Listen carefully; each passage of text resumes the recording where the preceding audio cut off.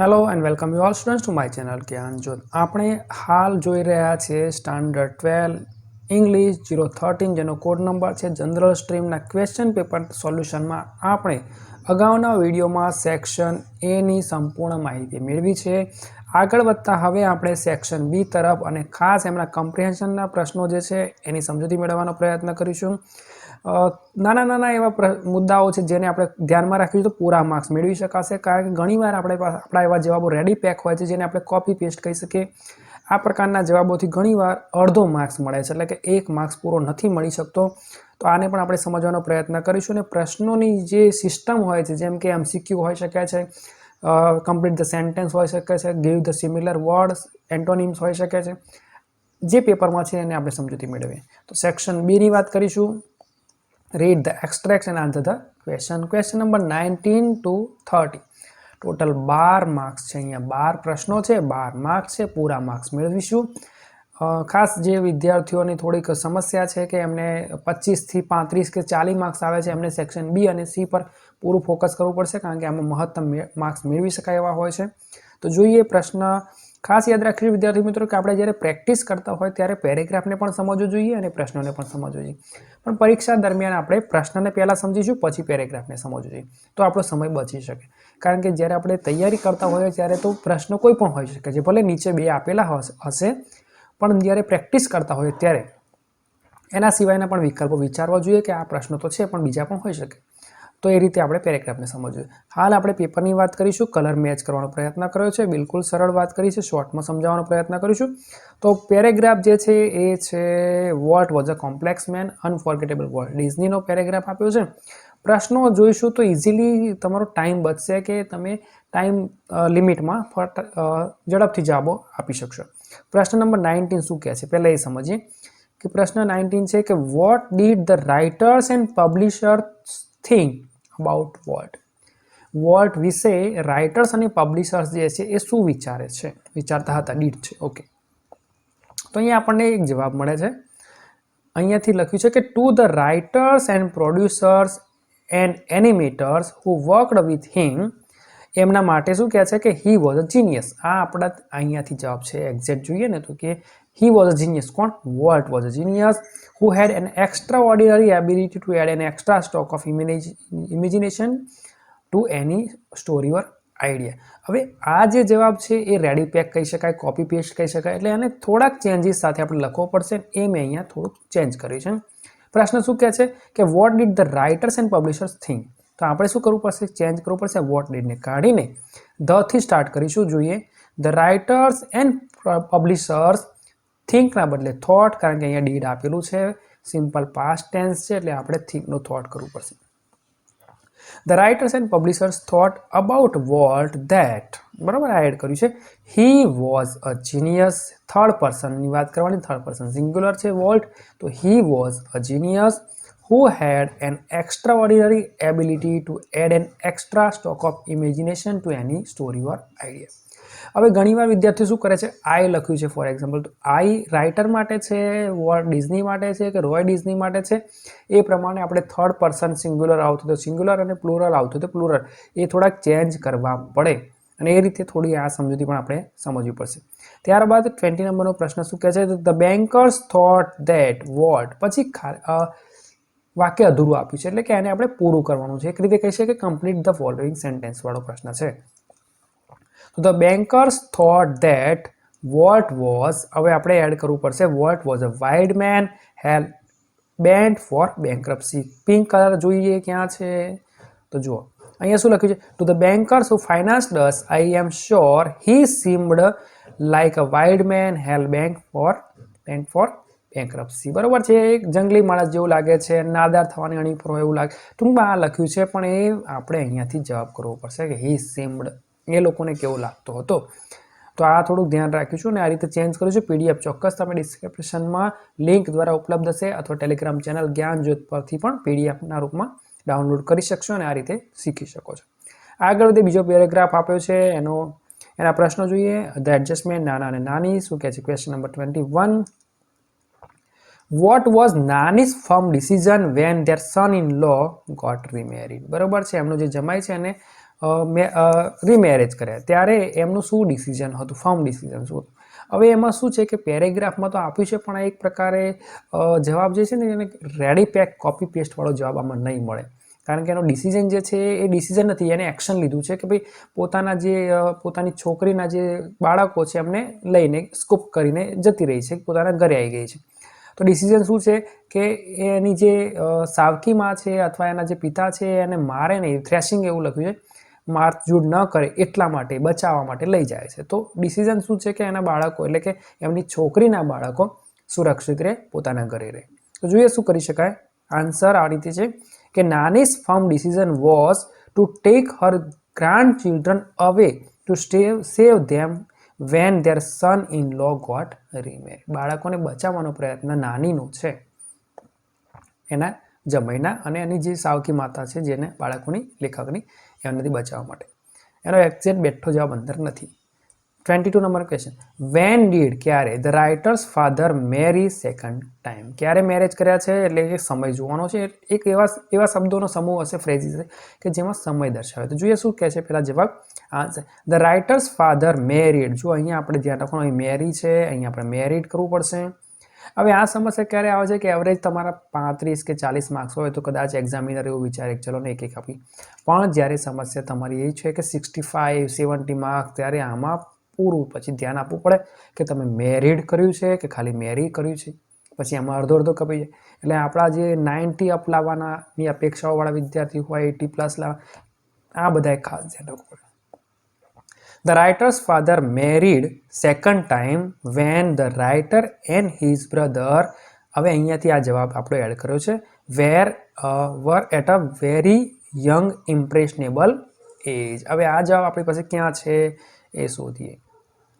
તો અહીંયા જો લખ્યું છે માય બ્રધર એન્ડ આઈ. અહીંયા લખ્યું છે આઈ કોણ છે ભાઈ, બરોબર, એ ધ્યાન રાખો. ધ રાઇટર તો હિઝ બ્રધર આવે, માય બ્રધર ના થાય પાછું, his brother and the writer. બરાબર, the writer and his brother were at a very young impressionable age when our father ના હોય પાછું આપણા થોડા એમના, their father married a second time. એટલે ઘણી વાર શું કરીએ છીએ વિદ્યાર્થીઓ ઉઠાઈને લખી નાખે છે, પછી અપેક્ષાઓ રાખે કે મારા તો માર્ક્સ આવી જશે. કદાચ આવી પણ જશે, પણ 35-40 એવરેજ આવશે. જવાબોમાં આ ચેન્જ કરવા પડશે તો જ પૂરા માર્ક્સ મેળવી શકાશે. ત્યારબાદ આગળનો પેરેગ્રાફ, પ્રશ્નો ખાસ જોઈશું. Question number 23. What did the writers want, workers want. વર્કર્સની શાની જરૂર છે? તો the kind of preparedness the worker want is reorganisation and reconstruction of their whole life. બરાબર, અંદર બેઠો જવાબ આપ્યો છે એટલે મેં બહુ ચેન્જ નથી કરે. આ રીતે જ છે. ધ કાઇન્ડ ઓફ પ્રિપેર્ડનેસ, જે પ્રકારની તૈયારી વર્કર્સ જોઈએ છે એમને રીઓર્ગેનાઇઝેશન, પુનઃગઠન કરવાનું છે, નવું સર્જન કરવાનું છે એમની લાઈફનું. તો એ થોડુંક છે પણ આપણે ચેન્જ પણ કરી શકાય, પણ આ જવાબનો પૂરો માર્ક્સ મળશે ટૂંકમાં તમને. અથવા આ રીતે the workers want reorganisation and reconstruction of their whole life, આવું પણ આપણે લખી શકીએ. 24 શું કહે છે? Why did the Germans abolish the slum. આનો જવાબ બિલકુલ બેઠો આપ્યો છે, પિંક કલર છે, જોઈએ શું કહે છે. The Germans found out years ago that they could not raise good soldiers in the slums, so they abolished the slum. જર્મન્સને એવું લાગ્યું વર્ષો પહેલાં કે જે ઝૂંપડપટ્ટી છે એમાં એમને સારા સૈનિકો નહીં મળી શકે, એટલે એ લોકોએ શું કર્યું? એબોલિશ કરી નાખ્યું, નાશ કરી નાખ્યો, સાફ સફાઈ કરી નાખી, સ્લમ એરિયા ઝૂંપડપટ્ટી કાઢી નાખી ટૂંકમાં. ત્યારબાદ આગળનો ક્વેશ્ચન શું કહે છે? ધ ફંક્શન ઓફ એજ્યુકેશન વાળો પેરેગ્રાફ છે. પ્રશ્નોને ખાસ સમજીશું. પ્રશ્નો કેટલા સરળ છે. 25. Education teaches to be original. Education teaches us to be original, આવું વાક્ય હોય છે કદાચ. અને ટ્રુ એન્ડ ફોલ્સ. એજ્યુકેશન આપણને શું શીખવાડે છે? તો જવાબ છે ઓરિજિનલ બનવાનો. ટ્રુ સેન્ટેન્સ છે બિલકુલ. આપણે અહીંયા જોઈએ વાક્યમાં, પ્રશ્નમાં લખ્યું છે the function of education then is to help you to from childhood not to imitate anybody. એટલે કે ઓરિજિનલ બનો, કોઈનું અનુકરણ ન કરો, કોઈને પાછળ ન ચાલો, પોતાનો રસ્તો પાયોનિયર બનો, એટલે કે પોતે પોતાનો માર્ગ બનાવો, એવું લખ્યું છે. ટૂંકમાં એનો મતલબ તમે સમજશો તો ઇઝીલી આ વાક્યમાં તમને ટ્રુ એન્ડ ફોલ્સ ખબર પડશે. 26 નંબર શું કહે છે? Complete the sentence. બ્લેન્ક આપી છે. So it is not easy to be oneself. થોડો ભારે પ્રશ્ન છે, અવર સેલ્ફ છે, થોડુંક ધ્યાન રાખવું પડશે. વી થિંક દેટ વી આર ઇગ્નોબલ. જ્યારે આપણને એવું લાગે છે કે આપણે તુચ્છ છીએ, હલકા છીએ અથવા ઉતરતી કક્ષાના છીએ. એન્ડ ડોન્ટ ડેર, અને આપણે સાહસ નથી કરતા ટુ ચેન્જ અવરસેલ્ફ, પોતાની જાતમાં સુધારો નથી કરતા, so it is not easy to be ourselves. જ્યારે આપણે આપણી જાતમાં સુધારો નથી કરતા, આપણને એવું લાગે છે કે આપણે આ કામ નહીં કરી શકીએ, આવું વિચારી લઈએ છીએ, નેગેટિવ કરીએ છીએ, ત્યારે આપણે આપણી જાત નથી બની શકીએ. એટલે કે ફોર એક્ઝામ્પલ કે તમારો દેખાવ સારો નથી, તમારો બોડી સારી નથી, કોઈ પણ તમે અપંગ છો, દિવ્યાંગ છો, અને તમે તમારી જાતને એવું માનો છો કે આઈ કેન નોટ ડુ, બરાબર. આપણે અરુણિમા સિન્હાને પણ ભણ્યા છે. તો એ ધ્યાન રાખવું પડશે કે તમે જેવા છો એવા પરફેક્ટ છો, બરાબર છે. કોઈને તમારે અનુકરણ કરવાની જરૂર નથી. એક કવિતા મને યાદ આવે છે કે જેમાં પેલી ખિસકોલી છે ને, એ નટને તોડે છે અને પહાડો નથી તોડી શકતી. તો પહાડો રસ્તા બનાવે છે. એટલે દરેક વ્યક્તિ વસ્તુની વાત અલગ અલગ છે કે કોઈ અલગ કામ કરી શકે છે, કોઈ અલગ કરી શકે છે.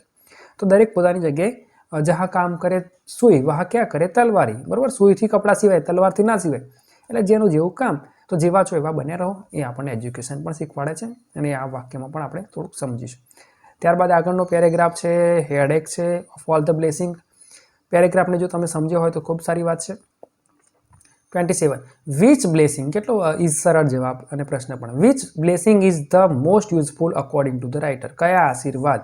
તો headache is the most useful blessing according to the author. અહીંયા જવાબ આપ્યો છે, જો તમે જોઈ શકો છો. Of all the blessings conferred on mankind by benign providence, the most useful is the headache. હવે આપણે શું કરીશું કે અહીંથી ઓફથી ચાલુ કરીને આ બધું લખી નાખીશું. હવે જે વિદ્યાર્થીઓને સમસ્યા છે અથવા ઓછું અંગ્રેજી ફાવે છે, વાક્ય બનાવવા, એ બધું બરોબર છે, પણ શીખવું તો જોઈએ. પણ આ રીતે આપણે જવાબ લખવાનો છે અને ઇઝી છે. વિચ બ્લેસિંગ છે તો વિચ બ્લેસિંગ કાઢી નાખવાનું, હેડેક કરી દેવાનું, પછી ઇઝ ધ મોસ્ટ યુઝફુલ, પછી અહીંયા પાછું બ્લેસિંગ લગાવી દેવાનું, બાકીનું બધું પરફેક્ટ છે. એટલે આ રીતે તમે પ્રેક્ટિસ કરી હશે તો કદાચ ભવિષ્યમાં બોર્ડની એક્ઝામમાં તમને કોઈ સમસ્યા નહીં આવે. 28 what was the subject of the first specimen letter writing that the writer learnt at school, બરાબર છે. વિદ્યાર્થી એટલે કે જે લેખક છે એ શાળામાં ભણે ત્યારે એક જે સ્પેસિમેન લેટર, નમૂનારૂપ જે પત્ર લખ્યો, એનો સબ્જેક્ટ શું હતો? હવે સબ્જેક્ટ બિલકુલ અહીંયા રેડી આપેલો જ છે. જો અહીંયા લખ્યું છે કે respected sir, I am suffering from headache, I request you to grant me a leave. આ એનો સબ્જેક્ટ છે.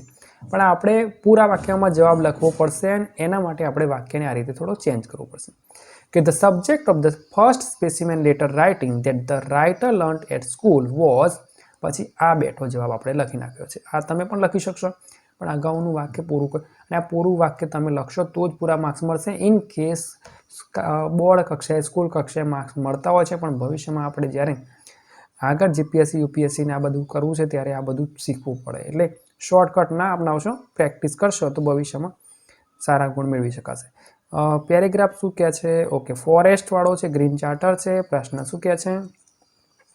Why should we protect and conserve forest? શા માટે આપણે પ્રોટેક્ટ કરવું જોઈએ, કન્ઝર્વ કરવું, સંવર્ધન શા માટે કરવું જોઈએ?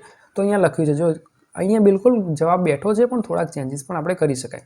Forest should be protected and conserved by one and all. આ પહેલામાં શું લખ્યું છે? વી. તો આપણે એ ચેન્જ નીચે કર્યા છે. Forest store huge quantity of carbon and so play a critical role in carbon control. બરાબર, તમે બેઠો પણ લખી શકો છો, પણ આ રીતે થોડુંક પ્રેક્ટિસ. હવે આ પ્રશ્ન છે અત્યારે આપણે પ્રેક્ટિસ કરી રહ્યા છીએ અને ભવિષ્યમાં બોર્ડની પરીક્ષા આવે અને પછી છતાંય આપણે પેલું કોપી પેસ્ટ કરીએ તો એ ના કરીશ. એટલા માટે હું તમને કહું છું કે આ પ્રકારના ચેન્જીસ પ્રેક્ટિસ કરશો. તમે આ રીતે જો તમે 200-500 પ્રશ્નો આ રીતે જો સોલ્વ કર્યા હશે ને તો ઇઝીલી તમે એમાંથી પૂછાશે અને તમે પૂરા માર્ક્સ મેળવશો. જો we should protect and conserve forest because they store, પછી ફોરેસ્ટ સ્ટોરને they store huge quantity of carbon and so play a critical role in carbon control. Easy છે. ત્યારબાદ 30 નંબર શું કહે છે? give two names of biofuels. બે નામ શોધવાના છે. આન્સર છે ઇથેનોલ અને જેથ્રોફા. અહીંયા બિલકુલ આપ્યું છે, તમે પેરેગ્રાફ પણ જોશો તો અહીંયા લખ્યું છે ethanol and jatropha are promising biofuels. Practice કરી હશે તો લગભગ કોઈ આમાં સમસ્યા જ નથી આવતી. હવે શોર્ટ નોટની વાત કરીએ. Write short notes focusing on the questions.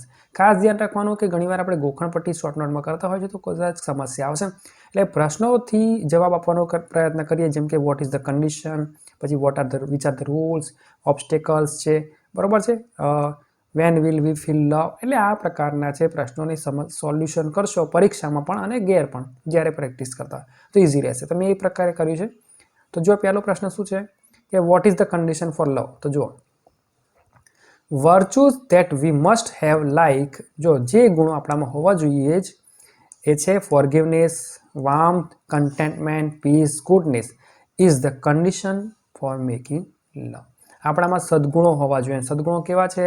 એક તો ફોરગીવ, માફી આપવી કોઈને, હુંફ હોવી જોઈએ, વાર્મથ, સંતોષ હોવો જોઈએ, શાંતિ, પીસ છે, અને ગુડનેસ સારાપણું આપણામાં હોય તો આપણે કોઈને પ્રેમ કરી શકીએ. ટૂંકમાં આપણી અંદરનું જે પ્રોગ્રામિંગ છે એમાં પ્રોબ્લેમ હશે તો કશું નવું એક્સેપ્ટ કરી શકાશે નહીં, પ્રેમ નહીં કરી શકાય.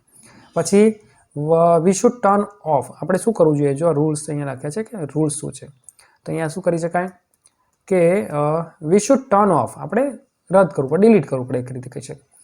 અણગમો છે, રિઝેન્ટમેન્ટ કે ધિક્કારની લાગણીઓ જે છે, resentment as a rule to love someone. કોઈના પ્રત્યે આપણને અણગમો હોય, ધિક્કારની લાગણી હોય તો કોઈને આપણે પ્રેમ ના કરી શકીએ, તો એ આપણે એને રૂલ છે કે ભાઈ એને કાઢવું પડશે. આગળનો પ્રશ્ન શું કહે છે કે ઓબ્સ્ટેકલ શું છે, તો જોઈએ. The feelings like past thought and low esteem, બરાબર છે, ભૂતકાળની લાગણી દુભાવવાના પ્રસંગો હોય કે લો એસ્ટીમ હોય, are the obstacle to start loving someone. કોઈને પ્રેમ કરવો છે અને એના પ્રત્યે ઘણીવાર એવું બને, નાના નાના એવા પ્રસંગો છે કે જેમાં આપણી લાગણી દુભાઈ જાય, તો ઘણીવાર આવું બની શકે છે, તો આપણે ધ્યાન રાખીશું કે આપણે એને ભૂલી જઈએ અને આગળ વધીએ. વી શુડ ફોરગેટ, આપણે ભૂલી જવું જોઈએ. Past hurt and have feeling of high esteem, ભૂતકાળના જે લાગણી દુભાવવાના પ્રસંગો એને ભૂલો અને હાઈ એસ્ટીમ રાખો, બરાબર છે. In place of low esteem for love, પ્રેમ કરવો છે, સારી વસ્તુ છે, તો લો એસ્ટીમના બદલે હાઈ એસ્ટીમ કરો. આગળ શું કહે છે? વી વિલ ફીલ લવ, ક્યારે આપણે પ્રેમ અનુભવી શકીશું એનો પ્રશ્ન છે. તો we will feel love for someone if we can manage to shake off grudge from our mind and start sharing good things with others. ગ્રજને આપણે ડિલીટ કરી શકો અને સારી વસ્તુઓને આપણે શેર કરવાનું સ્ટાર્ટ કરીએ, બરાબર છે, ત્યારે આપણે કોઈને પ્રેમ કરી શકીશું. When we fall in love, જો પ્રશ્ન શું છે જોઈ લઈએ પહેલી વાર. તો what do you feel after you fall in love, શું અનુભવ કરશો, તો જોઈએ. When we fall in love we have realisation of worth, peace and contentment, બરાબર છે, આપણે આપણું મૂલ્ય સમજી શકીશું, શાંતિ આપણને મળશે, સંતોષ મળશે. અને છેલ્લો પ્રશ્ન શું કહે છે?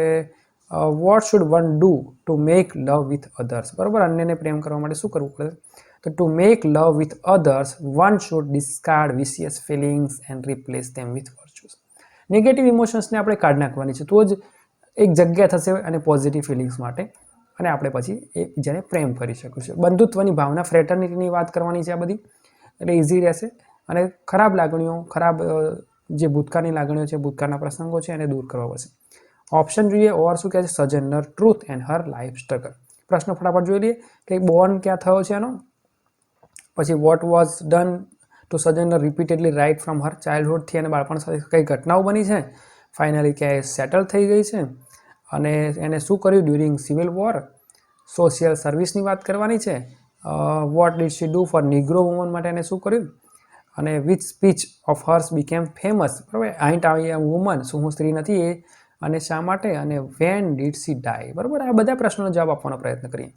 તો Sojourner Truth was a black American freedom fighter and orator, બરાબર, અહીંયા આપણે યાદ છે આ પેપરમાં, તો ટ્રુ એન્ડ ફોલ્સમાં પણ આ વાક્ય છે. તો બ્લેક અમેરિકન ફ્રીડમ ફાઇટર છે, ઓરેટર છે. She was child of African parents, એના આફ્રિકન પેરેન્ટ્સ છે, born free and Elizabeth. At the age of 9 she was auctioned off to an Englishman, બરાબર છે, એને હરાજી કરવામાં આવી હતી. કેટલી ઉંમરે? 9 વર્ષની ઉંમરે છે. એની સાથે કઈ ઘટનાઓ બની, કોને વેચવામાં આવી? જોન નીલી છે. નીલી એમની સાથે કેવા વર્તન કરતા હતા એ પરિવાર, તો the Neelys did not understand her Dutch jargon, જે એની ડચ બોલી જે છે એને આ લોકો સમજી શકતા નહોતા. And she was brutally punished for no real reason, એટલે એને ખરાબ રીતે પનિશ કરવામાં આવતી અને કોઈ પણ કારણ ન હોય તો પણ, એટલે કે સમજી નહોતા શકતા એ શું કહેવા માંગે છે, અને એના કારણે આ નીલીઝ છે એને એની સાથે મારઝૂડ કરતા, પનિશમેન્ટ આપતા. ઇવેન્ચ્યુઅલી છેવટે શું કહે છે? He sold her to a fisherman, પછી નીલીઝે, એ જે પરિવાર છે મને પુરુષ, હી એટલે ધ નીલીએ એને શું કર્યું? ફિશરમેનને વેચી મારી. There she acquired the idiomatic expression, પછી એની વાણીમાં જે છે ને કે શબ્દ પ્રયોગ, સારા સારા શબ્દો એનામાં આવ્યા, એક્સપ્રેશન આવ્યું. Which came to mark Har speech, જે એની સ્પીચને ધાર મળી ગઈ, એટલે એને બોલવાની જે શૈલી છે એમાં થોડું સારાપણું આવી ગયું. એની બોલી, એની ભાષણમાં શબ્દ પ્રયોગો, સારા એક્સપ્રેશન આવવા લાગે. ધેન જોન જે ડ્યુમોન્ટ પરચેઝડ હર, ત્યારબાદ પછી એને શું થયું કે કોને ખરીદી? જોન જે ડ્યુમોન્ટે ખરીદી. During her tenure with his family, અને એની સાથે એના પરિવાર સાથે રહ્યા ત્યારે શું થયું? શી મેરીડ એન્ડ હેડ 5 ચિલ્ડ્રન. એના મેરેજ થયા અને એને 5 બાળકો પણ થયા. ઇવન અગેન્સ્ટ ડ્યુમાન્ડ્સ રિલક્ટન્સ, અનિચ્છા એટલે કે એનો જે ઇમાન્સિપેશન એક્ટ જે થયો કે ગુલામી પ્રથા નાબૂદી, ત્યારે ડ્યુમેન્ટે એને જવા દેવાનો ના પાડી કે ભાઈ આપણે નથી જવું. ત્યારે પણ એ અનિચ્છાએ શું કર્યું? અને she ran away with only her youngest child, સૌથી નાના બાળક સાથે ભાગી ગઈ, લઈને જતી રહી. And finally wound up in New York city, અને છેવટે એ ન્યુયોર્ક સિટીમાં સ્થાયી થઈ. She worked at a manual job. Manual job એટલે ઘરના નાના મોટા પરચુરણ કામ, કપડાં વાસણ ધોવા, આ બધું. એન્ડ થ્રુ સમ ફ્રેન્ડ, અને થોડાક મિત્રોના સાથે શું થયું? શી કેમ અંડર ધ સ્વે, પ્રભાવ હેઠળ આવી કોના? ઓફ અ રિલિજિયસ ફેનાટિક, એટલે કે ધર્માંધ વ્યક્તિ, ધાર્મિક જનૂની વ્યક્તિના સંપર્કમાં આવી. એનું નામ છે મેથિયાસના સંપર્કમાં આવી. ડ્યુરિંગ ધ સિવિલ વોર, અને સિવિલ વોર દરમિયાન truth boat gifts for the soldiers, અને જ્યારે સિવિલ વોર ત્યાં થયું હશે ત્યારે સોલ્જર્સ માટે એને ગિફ્ટ ખરીદી. With money raised from her lectures, જે લેક્ચર એ આપતી હતી ભાષણો, અને એના પછી જેના પૈસા મળતા એનાથી એ ગિફ્ટ લાવતી સોલ્જર્સ માટે. And helped the fugitive slaves find work and housing, અને જે લોકો ભાગોળ સૈનિકો હતા, સ્લેવ્સ હતા, નોકરો થઈ ગયેલા, એ બધા માટે એ ઘર શોધતી, કામ પણ શોધતી. આફ્ટર ધ વોર પછી, સિવિલ વોર પછી, સી કન્ટિન્યુડ હર ટિરાડે, એટલે કે નિંદા ભાષણ, જે સરકાર હોય કે જે પણ વ્યક્તિ ગવર્મેન્ટ છે એના વિરુદ્ધમાં એ નિંદાઓ કરતી, ભાષણો બોલતી. For the lord and against racial injustice, બરાબર છે. જે વ્યક્તિઓ એની પર અન્યાય અત્યાચાર કરતા હશે એના રેશિયલ ઇનજસ્ટિસ છે, એટલે વંશીય જે બ્લેક છે તો એના લીધે, એના જે પ્રોબ્લેમ હશે એના લીધે. In one of her famous speeches entitled ain't a woman, શું હું સ્ત્રી નથી, એવી એની જે ફેમસ સ્પીચ છે જેનું ટાઇટલ આપણે જોઈએ પ્રમાણે, શી સ્પોક એગ્રેસિવલી, આક્રમક રીતે બોલી છે. શું બોલે છે? રિગાર્ડિંગ ધ ઇનજસ્ટિસ, અન્યાય જે છે, એન્ડ હ્યુમિલિએશન, અને જે અપમાન, માનહાનિ થાય છે, ડન ટુ ધ નિગ્રો વુમન સાથે જે અન્યાય થાય છે, અપમાન થાય છે એક રીતે, એના બાબતે એ બોલતી હતી, એગ્રેસિવલી બોલતી હતી, આક્રમક રીતે. શી ફર્મલી ટોલ્ડ ધેટ, અને શું બોલતી? That women are also as strong as men, અને એ કહેતી કે સ્ત્રીઓ પણ પુરુષ જેટલી જ મજબૂત છે. શી ડાયડ, ક્યાં ડાયડ થયું? In battle creek miss sanatorium on, ક્યારે એનું ડેથ થયું છે? ઓન 26 નવેમ્બર છે 1883. ત્યારબાદ આપણે જોઈશું fill in the blanks with the appropriate words given in the bracket. Question number 32 to 33 4 છે. 3 માર્ક્સ છે, ચોક્કસ આપણે ધ્યાન રાખવું છે. ખૂબ જ સરળ છે. આપણે પેરેગ્રાફ રીરાઇટિંગ કમ્પલસરી છે, એ ધ્યાન રાખીશું. ઓપ્શન આપણે ફટાફટ જોઈ લઈએ તો ક્લાઇમેટ ચેન્જમાં શું છે? ગવર્મેન્ટ્સ છે, જરૂરિયાત છે, નીડ એટલે, અને સોલ્યુશન છે, અને સિરિયસ. પેરેગ્રાફ જો વ્યવસ્થિત વાંચશો તો લગભગ કોઈ સમસ્યા નહીં આવે. આપણે જોઈએ, સમજવાનો પ્રયત્ન કરીએ. Climate change and global warming are dramatically urgent and, બે એક્ઝેક્ટિવ છે, urgent and serious problem. Problems જે છે એના બે વિશેષણ છે, અર્જન્ટ પણ છે અને સિરિયસ પણ છે. એટલે ઇઝીલી ખબર પડે. Urgent and serious problem that can lead to calamitous consequences. We do not, ક્રિયા પછી ક્રિયાપદ, we do not આપણે ના કરવું જોઈએ. We do not need to wait for governments alone to find solution to these terrible problems. ફરી એકવાર, urgent છે એન્ડ, બરોબર છે, બે વિશેષણ છે, એક વિશેષણ છે પછી એન્ડ છે તો બીજું વિશેષણ, એન્ડ પ્રોબ્લેમ. પછી અહીંયા પણ તમે જુઓ ડુ નોટ, તો પછી તમે ક્રિયાપદ. ઉપરના પેરેગ્રાફમાં બ્રેકેટમાંથી તમે સમજો ને કે તમે અહીંયા શું આવશે તો પણ તમે ઇઝીલી કરી શકો. જો અહીંયા આવે જોઈએ, climate change and global warming are dramatically urgent and, urgent અને શું હોઈ શકે? ગવર્મેન્ટ હોઈ શકે. અર્જન્ટ અને ગવર્મેન્ટ ના, અર્જન્ટ અને નીડ, અર્જન્ટ અને સોલ્યુશન, અર્જન્ટ અને સિરિયસ. તો સિરિયસ પ્રોબ્લેમ છે. પ્રોબ્લેમ પાસે લખ્યું છે અર્જન્ટ એન્ડ સિરિયસ પ્રોબ્લેમ, એવું આવે, અર્જન્ટ એન્ડ સિરિયસ પ્રોબ્લેમ, બરોબર. That can lead to calamitous consequences. We do not, હવે આ સિરિયસ જતું રહ્યું, બરોબર, એક વસ્તુ જતું રહ્યું, તો વી ડુ નોટ, હવે આપણે શું નથી કરવું જોઈએ? વી ડુ નોટ ગવર્મેન્ટ ના આવે. વી ડુ નોટ નીડ, આપણે સોલ્યુશનની જરૂર તો છે ભાઈ, એટલે વી ડુ નોટ સોલ્યુશન્સ, કદાચ મતલબ નહીં ખબર પણ વી ડુ નોટ સોલ્યુશન એવું તો છે ને, આપણે તો સોલ્યુશનની જરૂર છે. તો we do not need to wait for governments alone, એકલી સરકાર માટે આપણે રાહ ન જોઈ શકીએ to find solution to this problems. આગળ વધતા આપણે સેક્શન સીનો પણ વિડીયો અપલોડ કરવાનો પ્રયત્ન કરીશું. તો ચોક્કસ તમે અંત સુધી બન્યા રહ્યા એ બદલ તમારો ખૂબ ખૂબ આભાર. Thank you and best of luck.